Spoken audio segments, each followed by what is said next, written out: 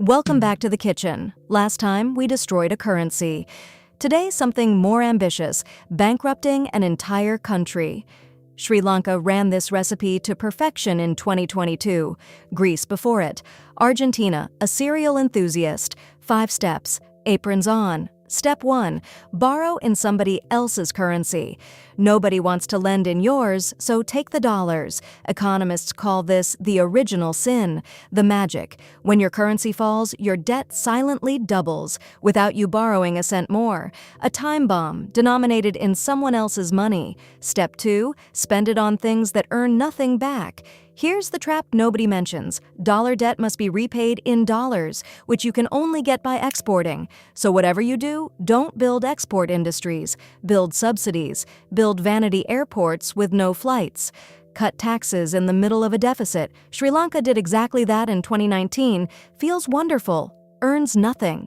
Step 3. Ignore the gauges. Your country has warning lights. The CDS spread, the market's price on your default risk, starts screaming. Foreign reserves drain month after month.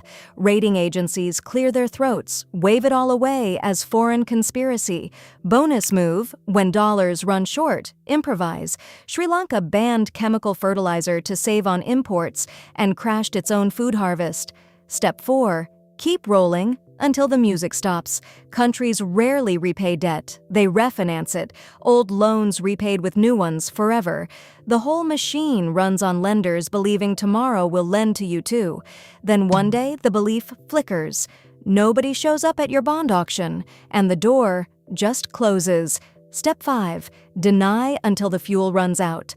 The IMF exists for exactly this moment, but its loans come with humiliating conditions, so refuse. Burn your last reserves defending the currency.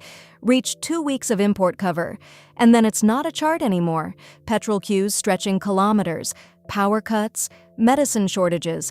April 2022, Sri Lanka defaults. Et voila. And now the fine print they never read. There is no bankruptcy court for countries, no judge, no orderly process, just years of negotiation, creditors taking haircuts, and the IMF finally arriving with dollars and austerity. Fuel prices tripling, pensions shrinking, taxes rising. The people who never signed a single loan pay every installment of the price. Of course, the recipe reversed is just competence. Borrow in your own currency from your own people where you can. India's debt is overwhelmingly rupee-denominated and domestic, which is why it doesn't have this movie. Borrow to build things that earn. Watch the gauges like a pilot. And if the storm comes anyway, call the IMF early, when it's cheap, not late, when it's brutal. Because here's the truth under all 5 steps. A country's solvency is not a number in a vault. It's a rolling promise, renewed every time a lender believes in tomorrow. Bankruptcy arrives slowly, then overnight. And the final line of the recipe is the cruelest. A country never really goes bankrupt. Its people do. Aprons off. There's more where that came from.